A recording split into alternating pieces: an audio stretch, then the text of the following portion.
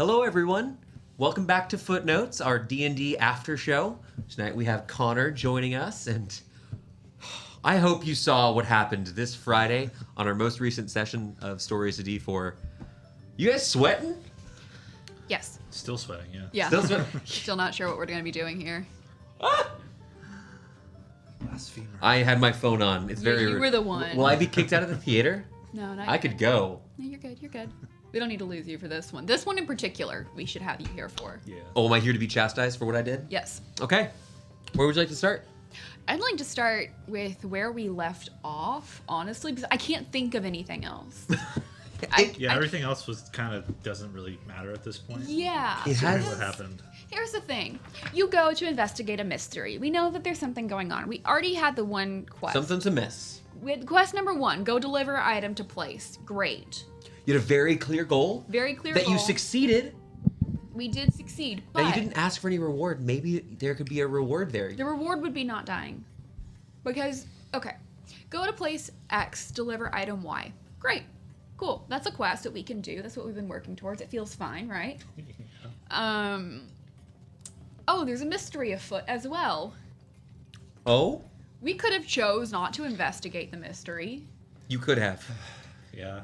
We could have chose to not be curious. Yeah, we could have just gone for the kobolds and just...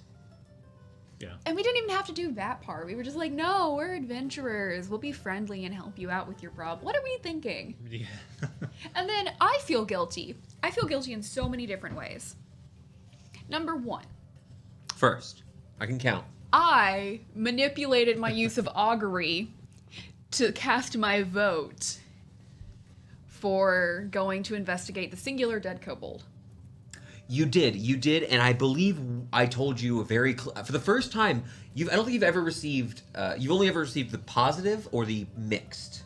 For the first time, you received a negative response. No, it's the second time. I got woe before. Did you get woe before? Yeah, I and whenever we apologize. went, we followed it. We had a hard fight, but then it was actually good because we went to go Oh, yeah, kill that's right. Scope. That was your reasoning, yeah. Yeah, and so Yeah. I was like, well, the last time it happened, like we got a bad message, so we know it's going to be hard, but like the rewards of what we did were so much better. So I manipulated the vote. I just found one of my players' notes. They sometimes will pass notes when we play. Just like you. Konner, would you like to read this note for the class so they know what the players said at the end of last session? That's me. It says, holy shit, we are all going to die. That's my Went handwriting. pretty well. I really appreciate it. You have very nice penmanship. It's cute. And my capital letters look good. Yeah, same. That's why I write in all caps. All caps, yeah. My lowercase letters are sometimes cursive and sometimes print, so all caps makes it really easy to read. So yes, you did use augury and I used determined this was augury. a course filled with danger or some sort of negative possible outcome. Yes, but I thought, like, what's the point of D&D if every time we make a decision we cast augury and it tells us a good thing so we do it, or it tells us a bad thing so we don't do it? I also personally wanted to vote for investigating the single dead kobold because kobold struck by lightning sounded really interesting. It is weird. Mm-hmm. It is strange. What was your vote? What was my vote? Yeah, what was your vote? There were like 3 main Yeah, paths it was. before you. Yeah, go see the dead body, go to the throne, Mm-hmm. and then go to the I guess where the kobolds were making camp. I think, right? Yeah. Yes, the Goliaths of the Red Rock Monastery believed that the kobolds were based or in camp. Their encampment was somewhere to the east on the eastern face of the mountain. Right. I think I was going for the throne because that's where I don't remember his name. Our Savardi friend wanted Yes. to go. Friend, yeah. Felsi. Felsi, the that's it, Savart. yeah. That's where he wanted to go, so I was like, yeah, we'll just take him there. I want to visit the castle atop the mountain. And now he's in... Connor's face every time. Now Every he's in- time I have a silly NPC, you're like, okay. Now he's in Gwynwyn's bag as we go, and second reason I feel guilty. I accidentally manipulated Jake. It was a fun sort of... I wouldn't call this what you did manipulation. You had a miscommunication that led to a surprise in the role play. Well, it wasn't a miscommunication. I was trying to make him feel bad. But I didn't intend for him to change his course of action, I think is what it was. I wanted just to be... You tried to roll low and failed? Basically, because I was... Okay, there was a moment previously where you convinced all the players at the table whenever you were a player to do something that I thought would have required, like, a lot more than just natural charisma. Yes, you're It was referring like to an- our old the campaign you ran before we started stories. Like an objectively, possibly just like people would argue against this action, generally speaking, but you just talked them into it. I had that moment on Friday. Yeah. Because I just want to say, oh, you promised you would watch, oh, man, like, meh. But instead, it was like, oh, I made a promise. Come when we shall go die now. I feel we should summarize, as there might be some people who aren't watching Mm-hmm. live on Twitch right now, but are instead reviewing this later on our YouTube channel. So last in our most recent session 27, Yeah. we had a very, I would actually say this is a lower challenge rating encounter than you've experienced in the past. You saw what looked to be around half a dozen kobolds and a blue dragon wormling. It's not the blue dragon wormling, but what he said that He concerns did me. he did yell something because you did not successfully sneak up on this. Screaming for daddy. Yelp, He he did yelled, scream Papa! for father. Papa, please So- come help me. It is possible that we have a dragon, maybe more than one, Yeah. who is a parent. Hopefully just one. Hopefully one parent. And given the size of this wormling, a relatively new parent here. Listen, Parents are famously lackadaisical when it comes to their kids. Yeah, that also doesn't mean that the parent's young at all. So right, the parent could could be be a old. pretty nasty dragon, unfortunately. Yeah, we don't know what size of dragon this is, and You're hoping for a young adult, correct? that would be lovely. Because That that's would be the best case the scenario. best case scenario. Yeah. Yeah. The most reasonable best case scenario. I'm kind of thankful it's a blue dragon. I too. mean, maybe this is like we had previously met a human traveling with a baby wormling dragon, and theoretically that dragon could have yelled "Papa" at some point. Yeah, and the only reason I'm thankful it's a blue dragon is because it could be a white dragon, Oh my which God. are just you can't really reason with them. You just gotta fight them or run away. I just don't know if we You can. can't. You reason really. Yeah, In general, we tried to reason with a white dragon once. That's how we know. yeah. We should clarify when it comes to dragons. Dragons are quite important in our setting, the world we know. They have a slightly different structure to how their society works in our setting, as opposed to something like the Forgotten Realms. But with white dragons, given their low intelligence, even the ancient, the smartest of the white dragons, on average has an intelligence value of approximately 10. A lot of them are closer to 6, and I believe the wormling actually is lower than that. I want to say it's somewhere in the 3 or 4 range. I think you said it was 5. Yeah, it's maybe abs- 4 or 5. I don't It's remember. absurdly It's very low. low. Now it'd be better if it was a metallic dragon. That'd be nice. Yeah, Oh, sure. Metallic dragons are they're generally Generally altruistic. good.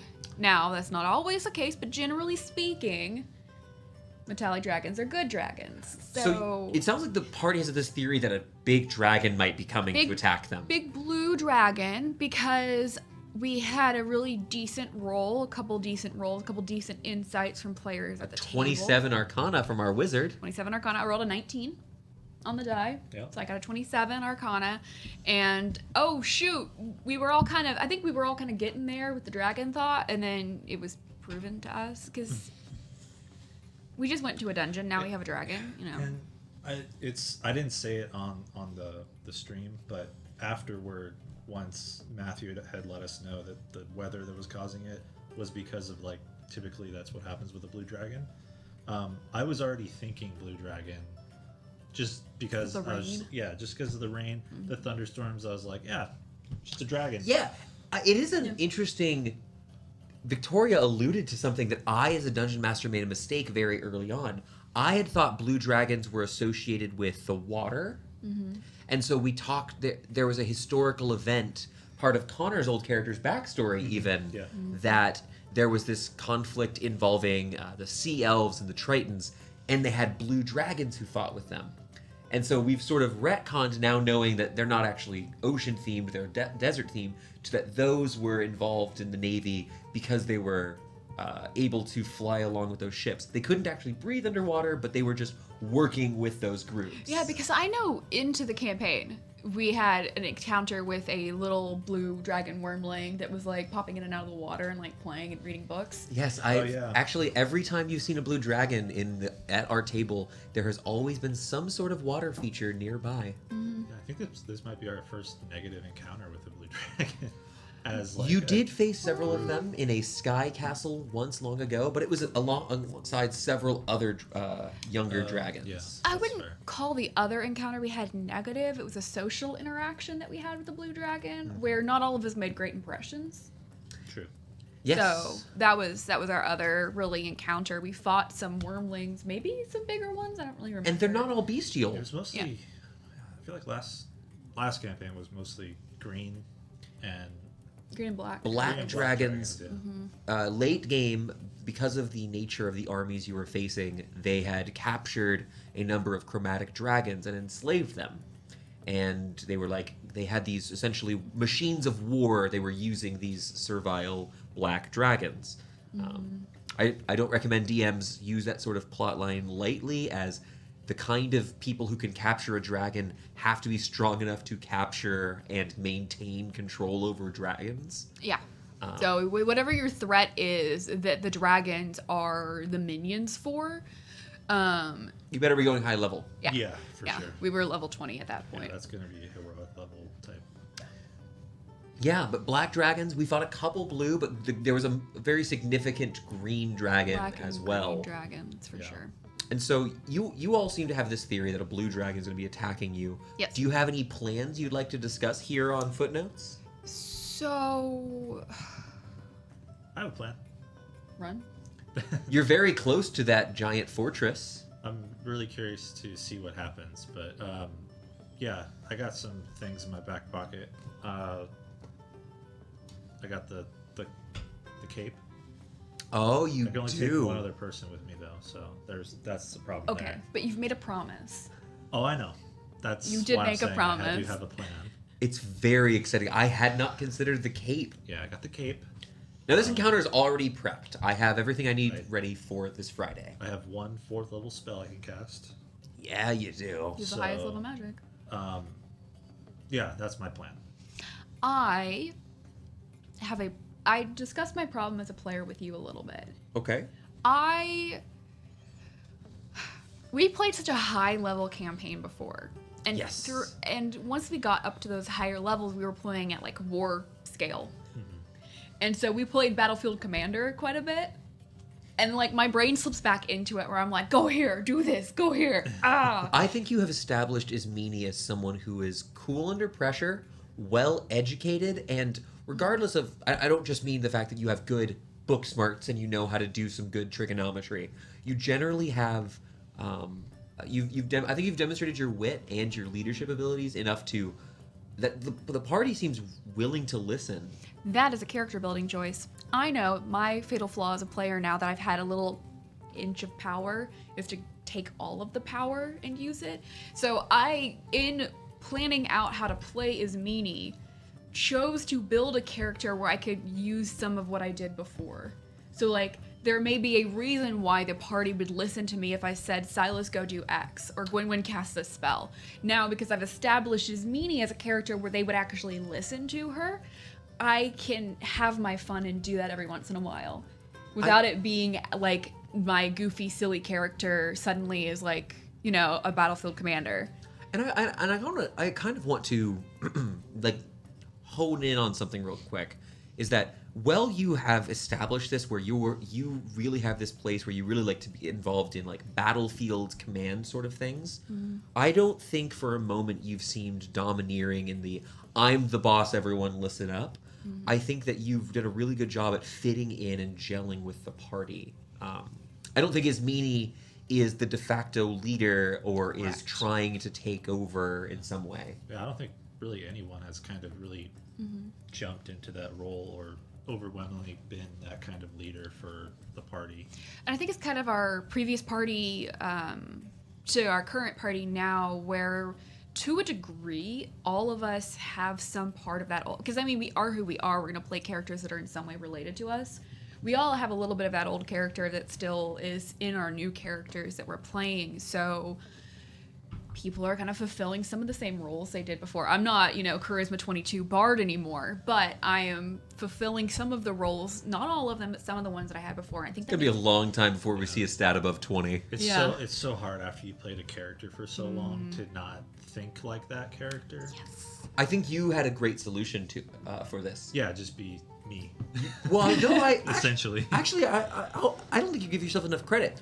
You went from playing a battle-hardened, I would call him a general sort of figure. Yeah. You were a baron. You led an army. You were heavily focused on the development of that military, and you were a marshal to this character who, yes, you have hexblade powers, but you are still primarily a caster. Yep. Your character comes from much more humble of a background, and I think your character feels incredibly personal. Yeah. Yeah. That's fair. I like Thorn. I like Thorn a lot. I love all my players. You're not the Hermit Baron, and I'm not the Paper Pirate. Like, we Right, built different characters. It's not even like necessarily like an RP thing. It's just how you tackle an encounter and what because like Matt just said, I was like a marshal essentially the entire campaign. I had a little bit flavor of paladin in there, so I could do some minor spell casting. Yeah. But being someone that is a full caster, going from a marshal to a full caster, it's just a different approach of how you look at the map. Thankfully, I chose a kind of spellcaster that isn't like doing area of effect stuff so much, so it's a little bit easier to jump into from going from a marshal to a spellcaster, because you're still focusing on like one target. And you are multiclassing again. Yeah. And quite different. You've played the most classes of any of our players now at our table. I think so. Yeah. Yeah. If we're not counting. Victoria might have you beat, but Victoria's played more players by quite a bit. Yeah. I've played more individual characters because de facto in every one shot by merit of living here. Yeah. Beanie, do you have any silver bullets in your back pocket for, I don't know, a colossal blue dragon? Let Victoria come out to play and just be sassy and bossy and just like You want me to get the girl boss? get the girl boss placard Yeah. ready to go, because my entire plan for this encounter is fireball, fireball, fireball. Get rid of everybody on the ground. Because here's the thing. I've said this before, I'll say it again. 10 arrows around. Just say that there's 10. We don't know how many kobolds there are. Just say that there's 10 of them, right? That's 10 arrows being shot at one of us, or multiple of us every round. But if they focus fired me, okay, I'm dead in 2 to 3 rounds if they're rolling, short bows. D6. That's 3 points of damage on average, plus modifier. I'm dead. Yeah, I'm enjoying the for math sure. hammer. Yes. So get rid of all the guys. My thing is, yeah, sure, once the big guy shows up, maybe I can also help deal with him because I have the ability What have the to. kobolds done so far? That's the thing. Nothing. When is this big guy gonna When show does the up? big guy show up? How long do we have? Because resource allocation, you're having to deal with that now too, a little bit more, because you had spell slots, but you still had your sword, so you were smiting things, but. That's why I'm multi-class. I can't get away from not having a sword. Yeah. But the same kind of general concept of you've got a pool of resources and you're used to having a small pool of resources. Yes. Yeah. And now you've kind of got like your 2 different types of spell slots. Yeah, I honestly, it's overwhelming because I'm so used to just having like my spell slots, and the spell slots that I have are smites. You Those have are my 6 smites. first level spell slots now? Yeah. Why don't you just take 2 levels in Paladin and start smiting? Seriously. Please do. Just make it worse. Oh, man, Do it. what would that even be? A Sorlocked? Sorlockadin. Sorlockadin? So- It's I will say this: Pretty fun. new DMs. If your player asks to triple class, it's okay to consider saying no. Like it's a lot. Konner, I'm not saying no, but you need to. You with that sort of thing, or with any multi-classing, I do like to sit down and talk to my players about what they want from a given class, both mechanically and flavorfully. Yeah, I don't think RP wise that would be fitting for my character Laurentius, but that is definitely appealing from a mechanics standpoint. It sounds like fun. My one multi-class character I've ever played was 3 classes. Yeah.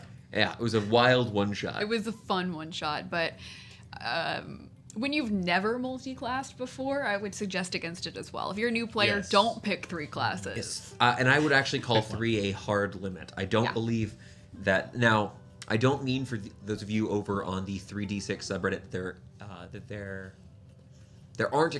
are classes, I should say, that can make a 4-class build work. In general, I believe that those sort of things are pursuing edge cases that may not be intended by the designers of 5th edition, or could result in styles of play that are not suited to everyone's tastes. Yeah. And my 3 could have been a 2, for sure. Yeah. My 3 was You could have done originally a 2. either Marshall and you would have been fine. Yeah. I know which one I would have picked. So, battlefield control, But getting back to teleporting.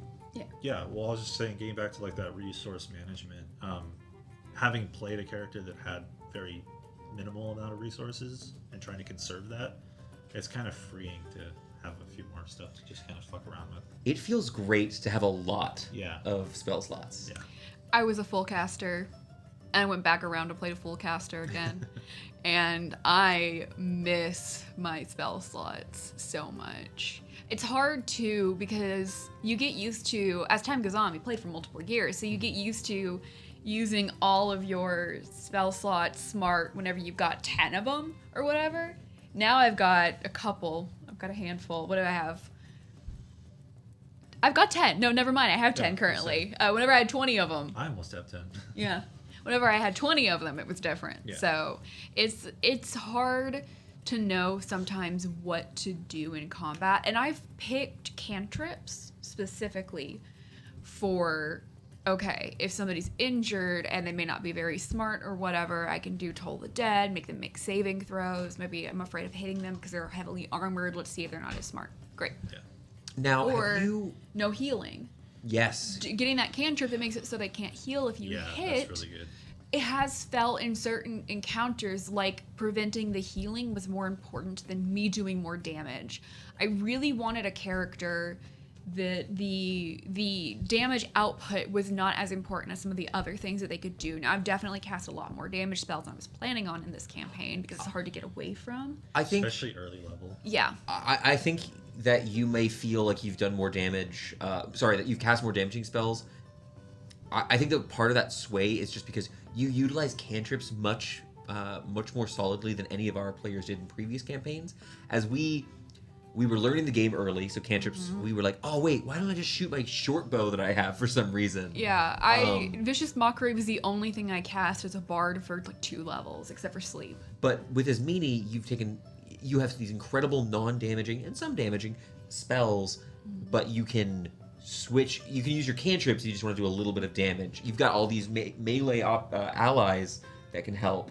So you conserve those resources. So it feels like you're doing more damage. But I think if you adjusted and you excluded cantrips, you've been doing a very good job of being battlefield control is meanie. Yeah, and I definitely want to rework my spell sheet a little. I've got enough money to rework my spell sheet, but I want to rework it a little bit and get kind of in that direction I was planning on going. Yeah. It's just hard whenever you have a party where there's 3 people that are going to be in melee. That's just a fact. It just means you don't shoot fireballs. Well, I like fire. I was not going to take fireball as his meanie, but then I said, wait, no, that's stupid. I'm taking fireball. Chain lightning? I think one of the things that they should probably have more of, in my opinion, is more like cone spells available. Oh. I really like cone spells. Line spells are really fun too. I love line spells. I do too. So They're so cool. I don't think I'm taking Fireball as Thorn. I think I'm going to take Lightning Bolt. I love it. I wanted to play a Storm Sorcerer for that reason. There might be a really cool flavor way to explain why you've picked that on Level Up pretty soon. Yeah. Just if you're struck by lightning in the near future, Lightning, you and might you're like- consider that's a good idea. What if my blood was lightning bolts? Yeah. Have you all had to face a particularly powerful flying enemy in this campaign yet? No. And I didn't take fly. No. The party is not currently capable of mass flight. No. It'll be fine. And my spell sheet currently, I didn't rework what spells I have prepared. So I have my exploration spells prepared. Not my combat That spells would be a clerical error. We did say that we're going to doing adventuring stuff. Oh, no, you exploration for the mountain. I have exploration spells. I didn't take all the exploration spells, but I still have my road trip spells, basically. Because I didn't think I needed Thunderstep on a road trip. That's- So I have Misty Step. I don't have Thunder Step. So It is hard. That is difficult, yeah. Yeah. That's I- another reason I didn't go wizard. I've said it before. This will be a thing that we can track across the footnotes, I'm sure. I still am at heart a spontaneous caster. I am still at heart a I would rather have my This holy war will continue. my super specific spell sheet with everything I'm going, because I've now played a cleric. I've now played You've really played a bard. wizard. I've now played a wizard. Because I played a cleric for a little while. I played a bard for a while.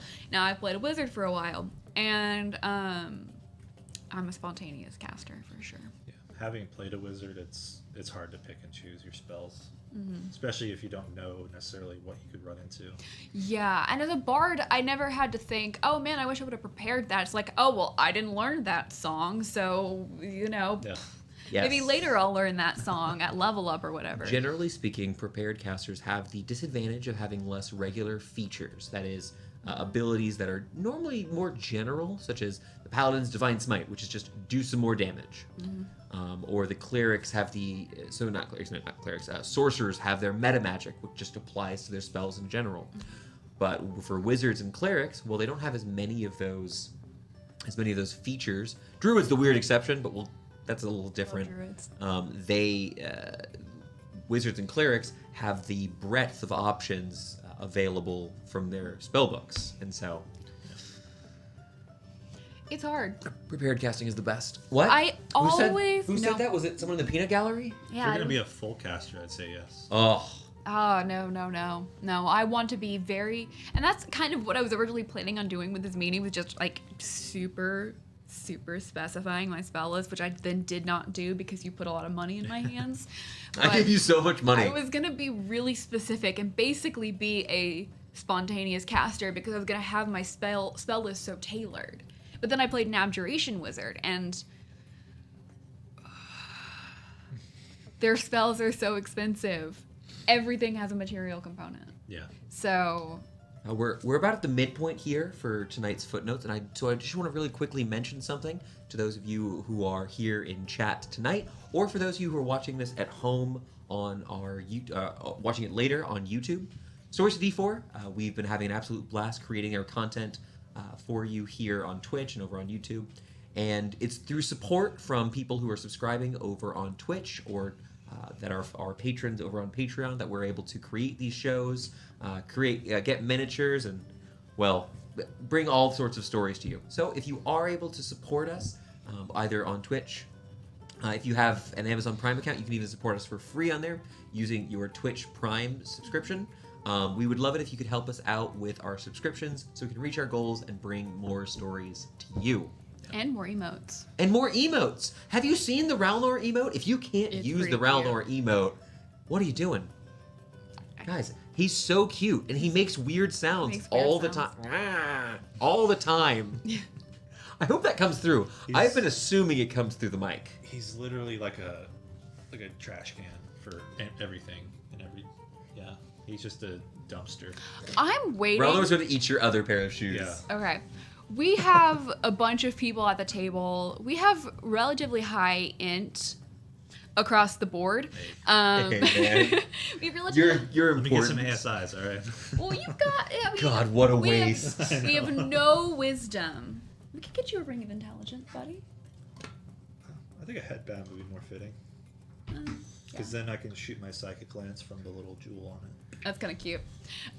We have pretty smart people in the party, but we haven't been able to figure out what Ralnor is because we've got low wisdom, and I think nature is wisdom, right? Or is it int? So, knowledge nature is knowledge nature. Showing my Pathfinderness. Yeah, that's an int. Nature is an intelligence-based skill. Okay. Well, we haven't been able to figure out what Ralnor is. And so what I'm waiting for as we bring him on our adventures is finding that one person, like the Sir Barrington story, who figures it out. And we're all just That like, man is a bear! we're all like, I don't know. What is this little creature? Everywhere we go, I'm afraid that somebody's going to, get that high, what is that roll? Yeah. And figure out what he is. And their eyes will just go this big. Yeah. Their jaw will hit the floor. As we are told for the first time what he is, because we do not know. Yeah. I'll never tell. Probably not. It'll be a mystery until the day I die. No, they'll figure it out one day. It'll be awesome. I Formal. am going to make... No, because now I'm going to get punished for this. I'm going to make a suggestion. By suggestion, I mean I'm going to make an argument for something. Oh, good. Clola just confirmed in chat that realm lore absolutely comes through.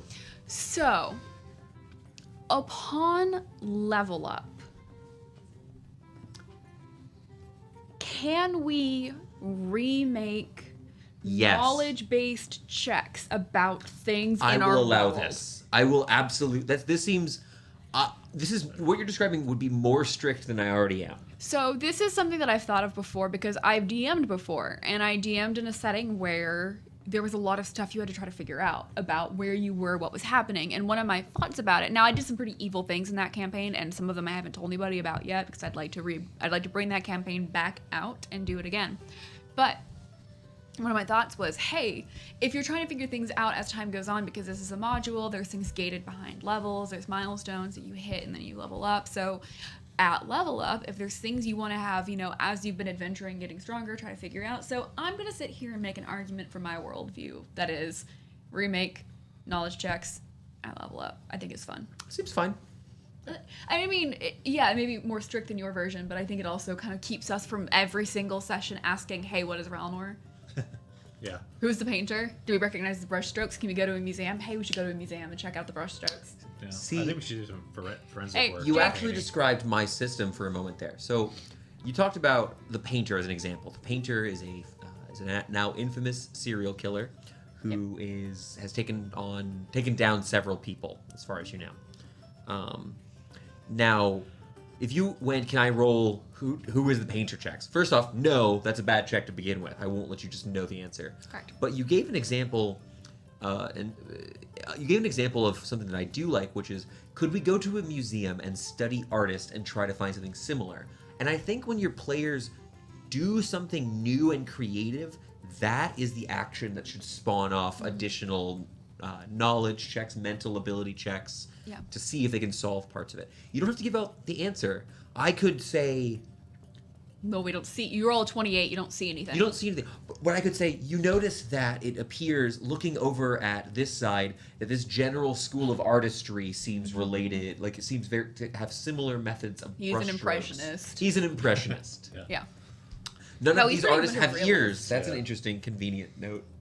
None of these artists. None of the artists have ears. That's kind of weird. I don't know why that keeps happening. I don't know. Wait, do they? Has he removed? Babe. Has he been removing all the ears? No, I was just making a joke about Oh. a famous artist Oh, sorry. he cut off one of his ears. I thought you were saying that for some reason we just missed the fact that he's been cutting all of his victims' ears off. Nope. I really thought that we had missed a big clue. It is kind of weird though, because he's been killing all of his victims in a different way. At least the two that we found. Yeah. So he's not really following a certain pattern, other than having a painting And the Who.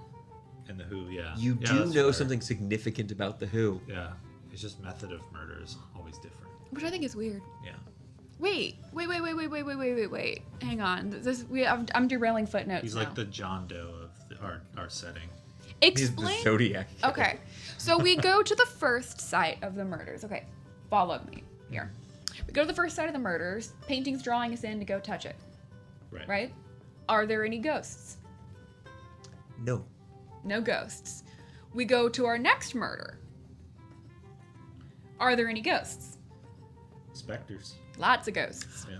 You did learn something about them in that session. There's a little detail. I think you know what? I think a breadcrumb is allowed on footnotes. What do you say? Please give me a breadcrumb. You learned something. I'll give you a bicycle for a breadcrumb. I'll take a bicycle. No, you're already going to give me the breadcrumb. So here's the thing. Here's a tiny little breadcrumb. Okay. In that session, before you encountered that second painting, you did a little bit of, I don't remember if it was quite downtime, but exploring the city and Snooping. And one of your players actually went and visited Orc Town, a small section in the West End over by the docks where there's a high population of orcs. They had buildings that were a little bit strange. And actually, one of the people there, a local seer, spoke to some of the party and mentioned that normally they had to look over the spirits of Orktown, but they had been quiet as of late. That's right. So more specifically, you, from some more stuff that happened in that session, which I highly recommend you check out on our YouTube, our YouTube channel, you might conclude that at least some of those ghosts were simply drawn from a different area of the city to that painting. But why? But why is the But good why? question. Okay. Because, I mean, what's the purpose of this?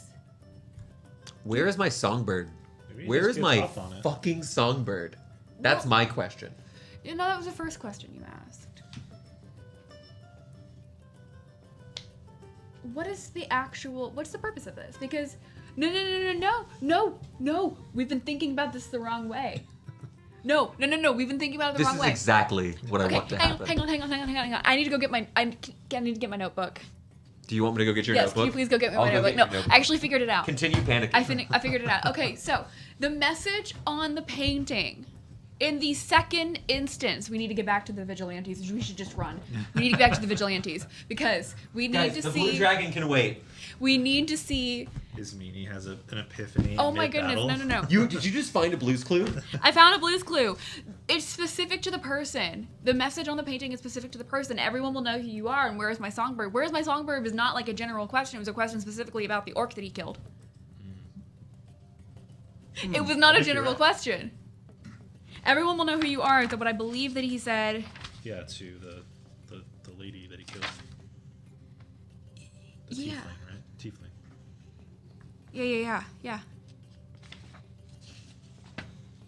There's something more to it. I just don't remember what the rest of it was. Hang on, I'm pulling it up. You recognize the guy? They will know what you are was what was on the painting, and then the original one it was where is my songbird. They will know what you are is about the chick who we asked a bunch of questions to because we cast Speak with Dead, and we found out that she had like done something stupid. She basically plagiarized somebody's work or something like that, or like No. what was it? She had designed something. She actually wanted to help the crowd. No one should have known. No one should have known about it. Right. So, What'd she do? well, she was the one who made the Lily film. Arundel does have a collection of papers from her office, though. Dang it, we keep forgetting to do research. That's an exciting piece of news that I have here. Okay. So, All right. Well, we got a trail to follow now. You Yeah. have an information trail. Once you return to Elts, if you ever get back there, you might consider looking Yes. further so into this. here's the thing. We need to know what the vigilantes' paintings say on them. Because they have a collection of paintings. We can just Because ask it's him. because the thing on the painting is not going to be about the person who's looking at the painting. It's be about the person who's in the painting. Yeah, I think your theory sounds Yeah. good. Where is my songbird was not a question to us. It was a question to the guy. That's fair. Now, killing the guy is not going to help you find your songbird. No. But maybe we could go. No, Victoria, we cannot go dig that guy up and cast Speak with Dead. No, it's been too long, I believe. Yeah, it's been too long. I do believe that spell has a limitation. But I actually want to say here... Oh, can I talk to Dungeon Masters for a little bit? Yeah. DMs? Let's have a little sidebar. Just DM to DM. Don't worry, they can't hear what I'm saying.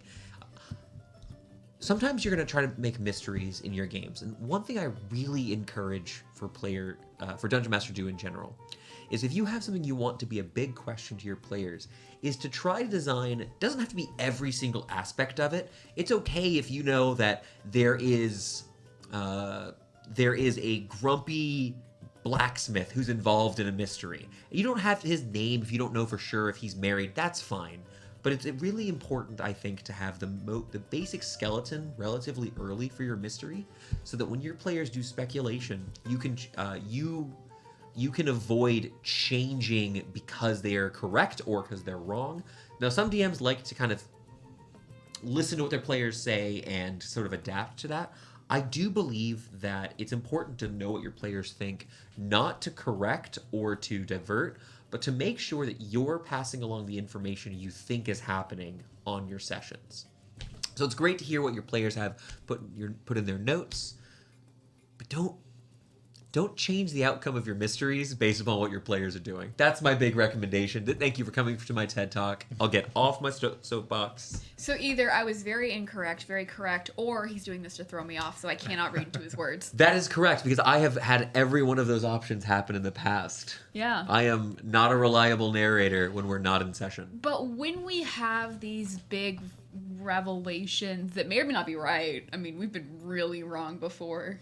So, Guys, we have to leave right now. We shouldn't be here. I think there's only been one instance that I was correct, and that was last campaign, and it was about the stupid chest. I was so you were correct about going to find out finding out just one of the biggest surprises, second biggest surprise of our last campaign. I was so adamant against going to the location where we learned it. The entire time we were going there, fighting to get there, and I am in combat, and almost every other sentence out of my mouth is, "This is stupid, we should leave." We should leave was something you said quite a bit, and I think it was fun because the players had a good bit of tension between what they thought was right and what they thought was going to be a fun. Like, we should go do this. This is really stupid. This is dangerous. Two characters saying, "No, we absolutely should do this." One character going, "Absolutely not, but you guys are going to die without me because it's only two of you now." So let that your was- players bicker as long as you check in with the actual Yeah. players and see that they're all having a good yeah, time. I'm always down for more combats. Whatever, go break some laws. I'm down for that. But you know, maybe we should get out of this fight alive. We might need to. We might need to. I mean, I guess it's not really up to us, right? It's up to the dice that we roll. It's certainly not my decision. No, you don't decide whether we live or die. No. It's the dice. It's the at this dice, point. At this yeah. point, this I have a stat block. It's a page long. I'm gonna This say, I'm a referee. I'm gonna say some words. We'll see if you agree with me. I have a question for you. What you think after you finish your thought? My question is, how we've fought enough dragons before. You know how strong we kind of are as a party. Yes. Not you. This is for Konner. How much do you think our actual planning and decision making, like, is there a cap to our planning and decision making where the dice are going to be the final decider? Yes. Because the best that we could do is still going to be up to the dice. Yes. Thought so. That's the entire Awesome. game. I D&D. don't agree with Konner at all. I No, think that I your think- planning pushes you guys, your ability to take down I think if you guys without prep versus you guys where you've talked out the plan for the fight gives you a 3 or 4 challenge rating bump of how dangerous. No, I'm not This saying situation right yeah, now is what I'm talking what, about. What I'm though. saying is, You don't know think- that this one can be outplanned. I don't think we can. Exactly. I don't think we can Okay. plan our way out of this. Yeah, any situation, if you have enough planning, I think, Yeah. Batman has kind of proven that. If you plan ahead enough, you're probably going to win. He does ruin Get the debates. outcome you want. We are statistically likely to kill 3 goblins and not die by like in that fight. But in this fight, is there a level of planning that we could even get to at this point? It doesn't just put it in the dice's hands. I think planning and resources, yes. I don't know about just planning, though. Yeah, but we don't really have, like, in our last campaign, we had so many consumables. Yeah, that's what I mean. We really haven't done the consumable game this time around. magic and Yeah. We have some spell slots. some potions, and that's about it. Is that potion of haste still lurking around somewhere? Yeah, Yeah, I think it's on my sheet. it's on yours. Okay. I don't know why it's on my sheet. I had thought it was on Amanda's sheet. So Amanda told me to put it on my sheet. well, Oh, I think. your players will lose consumables as well. It'll Yeah. happen. Now, Konner, you said you had a question too. Yeah, so Okay. Jake and Amanda are under the assumption that this is the dragon that torched their village, their town. Yeah. Azure Do you Bite. think it's Azure Bite? Do We're I? going to be fighting? Yes. Yeah? And here is why. Okay. Because it's narratively interesting. Yeah. I think Makes it's. sense. I think it is. Okay. This comes from reading a bunch of books, though. But right now, where we are in the story, people keep bringing up Dunsmith to you. We go and even we run into him, or maybe we don't, but we hear about him in this fight. Like, oh, there's a Blue Dragon Coalition, and he's leading it, or something like that, right? So like we're like strategically picking different mountains across. This Grand. is good metagaming. Like- there's no sarcasm. There's no subtle upsetitude. This is good, interesting metagaming. So, I got to, in character, meet my sister and find out what's going on with me. Elle has had a very life-changing event happen, and also found out that I've kind of, like, Elle could be very mad at me. I've been spying on Elle and reporting back to the House of Summer. Like, a couple different, like, Chester was found. Like, we have hit a couple narratively interesting points for everybody. I think that it would be interesting for Silas to have to face this while not necessarily being strong enough to completely overcome it. But if it isn't him, I think it will lead us into that path of finding him. That's what I'm thinking. That's what I think.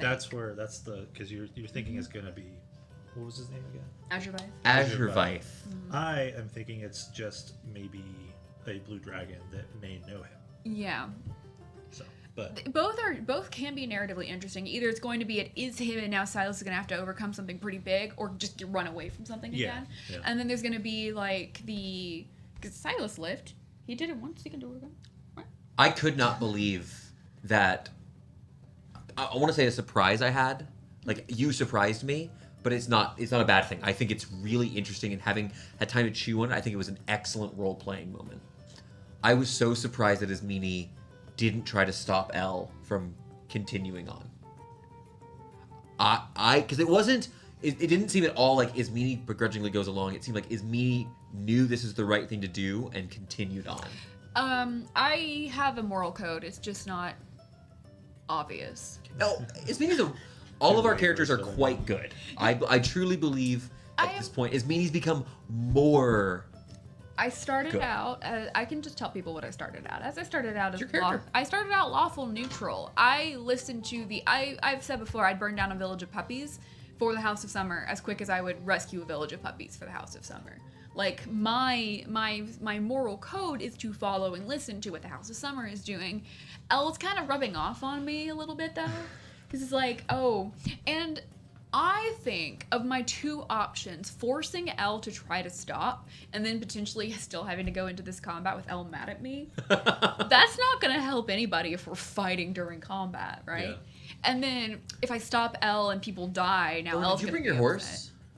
You didn't bring your horse with you, did you? Okay. No Tenebris. No Tenebris. He's what's in. He's getting brushed. Yeah, he's getting fixed up. He's okay. Good. He's okay. I think it was like 12 total damage. Gwynwyn could have played the harp for him.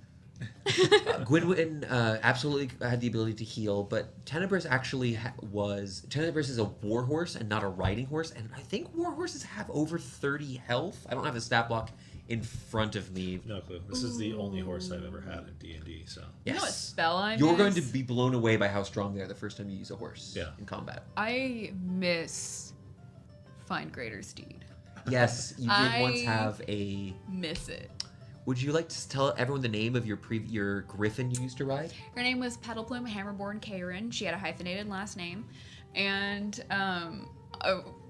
Petalplume was wonderful. Petalplume was fantastic. We had rescued a little baby, not even rescued, we were given the egg of, and then it hatched a little baby griffin. And then I cast Find Greater Steed so it could travel in its adult spirit form with us. Really fun. Just do stuff like that. It's great. If you've never done mounted combat, it's actually a nice, I would say it's a very nice seasoning to add to an encounter, as I don't believe that it exponentially changes the difficulty. The reason why I miss it, though, was not just because of Petalplume, but because we also had the Saddle of the Cavalier. Oh, yeah. Yes, the saddle. So I couldn't get knocked off. Yeah. It is a big deal. I did knock you, actually. Mm-hmm. Yeah, knocked me off. Now, you were knocked in a situation where it was really low stakes. The Dust Devil encounter, Dust Devils it was like a challenge rating 5 fight. You guys are like 6th level. There were 2 of them, but one of them happened to roll very poorly and got knocked out. So it wasn't an incredibly difficult fight, but I think you got to it was an information gathering encounter. Yeah. I already knew I was going to get pushed around because it's elemental. It's wind. They're just going to shove or pull. Mm-hmm. We've fought enough elementals to know that they're going to just do something annoying. Yes. It used effectively its breath weapon on you. So it has a recharge. It only can use that so often. Oh, yay. Breath weapon. Blue dragon. I'm not That's a lot of dice. I'm not weak to lightning anymore. Correct. Yay. Now, Man. This is a dark question. Can I ask a mean question on Footnotes? Please And do. if any of my players are lurking here in the chat live on Twitch. I'd love to hear from you all as well. Let's see. But if you, I have to ask, are you considering if I die, things you want to say or thinking about your new characters? Are you? There seemed like there were some solid worries. Are you fearful of death? I for next actually week? think it's possible. It may be that Jake wrote TPK on his binder and showed it to everybody. Jake did write a lot of Yeah, TPK. I took a picture of it. It may be that we have all, and I won't use the word overestimated, we have always highly estimated the abilities of dragons. Now it's possible, I could find out at the end of next week, I could be told explicitly, I do not know this, I'm just going to say as an example. I'd be told that this is a perfect challenge rating for your party. This encounter was designed to be a perfect match. It's a CR 6 encounter and you're level 6, whatever. Like, I could be told that it was a perfectly designed encounter. But I, as a player, will not accept that. All dragons are stronger than I am currently. That is how I am as a player. So yes, I think that it's very possible that we could die. I think you all know I do. We played a pretty dragon-forward campaign in the past. Yes. I That's why. love dragons, the DM. Regardless of the frequency, I don't think dragons should be a joke. They are not. We played a dragon campaign, Yeah. and they are not a joke. There was only one time where it ever felt like a dragon encounter was trivialized, I believe, in Because the he was past. a baby. No, that's not even what I mean. I actually talking about referring- my fight. Yes. Oh, but your I fight. think trivialized, and I don't mean that I think the fight was poorly. I don't think it was a bad Yeah, design I fight. just rolled really well. You You rolled rolled well, killed a you golden used dragon. resources, and you demonstrated growth in a character. Yeah. The players had fought a couple of dragons over the course of their adventures, protected numerous cities, Couple. and they had faced off against Dozens. like 4. Relax, like 4 dragons. I have baby dragons. We had already fought the baby dragons a But few times. Yeah. there was a point late campaign where you faced off against a single. It was an adult red dragon. It may have been a young adult. I had to look at my notes. I I actually don't believe it was remember. right between. Thought it was an adult. I thought actually it have was some adult, too. separate gradations I create, which are in between the default stat blocks. So, for example, I've used the adolescent. So it'd be the size of a young adult, but a little bit weaker stat block. And I've got some other intermediaries I've used. Also, C Fizz bands for some alternative solutions that now exist. Oh my gosh. I want to play everything out of that book. But you faced off against a red dragon after fighting dragons in the past and got to solo one. You rolled, I believe, in the first turn, 4 critical hits Yeah, out it of was 6 ridiculous. swings Yeah. with an action surge, Yeah. all of the smites, and it lasted 2 rounds, I think. You killed a dragon in 12 seconds. Yeah. And so it was absurd, and it was the moment that, for me, it hit. And I'm the DM, but it was like, any who hear this story can only assume and know it's true will know Kevril Carter as a legend. Right. Yeah, like that cemented your legend status. Yeah, For sure. It felt pretty legendary. Yeah, Yeah. modern sword study considers Kevril Carter.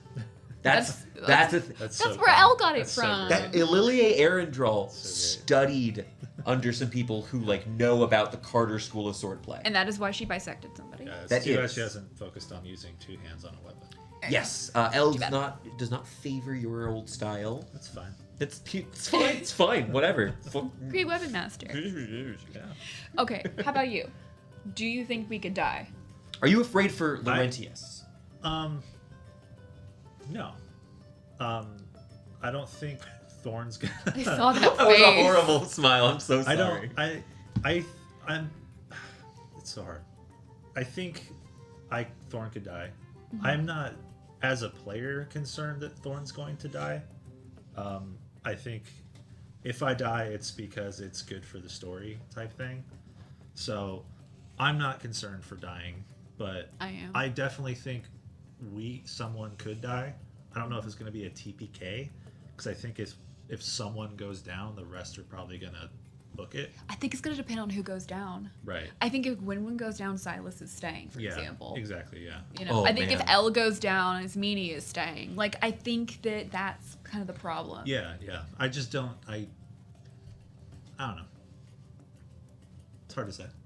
Someone could die though. Somebody could definitely. I die. have been- easy. You almost had a death in the Zerathal fight. There have been some group chats going on in the background. I've got to hear some of the plotting that's been happening by the players, and I have to say, as a DM, any sort of game master for any system, it's very fun to feel the thick tension that's happening in the group. After the session, we sat for what? You were here. Everyone was here late after that session, Just discussing sitting what there happened. I was just talking. sipping my water, just yeah. Because you were busy for a minute, and we were all just like, okay, what are we doing? Yeah, it's I don't know. I think if we're not smart about getting rid of the little guys, like you already mentioned with the bows, that's when we could hit the TPK issue. Yeah.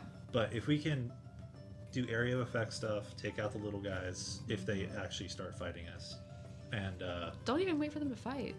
yeah, that's fair. They're just kobolds. We were leaving to go kill the kobolds anyway. Like Yeah. we were literally Yeah, that's a going good to point. kill them anyway. We could just blow them up and leave. You were told to investigate, but yeah, similar. I asked the party, what are we doing about the kobolds? And I said, are we gonna try to like reason with them? And I believe 3 people said we should just kill them. You were told that they had been attacking the Goliath monks, of which you've grown a little bit fond of. I'm fond of anybody who gives us free room and board. That's fair. With that excellent sentiment of always befriending anyone who gives you a place to stay, I do think we're going to have to end Footnotes for the night. Oh no. Oh, no. That's the end of that. We are here for all sorts of tabletop role-playing advice. We're here to talk about your characters, our characters, adventures, new and old. We are not the best form of life advice as a general rule.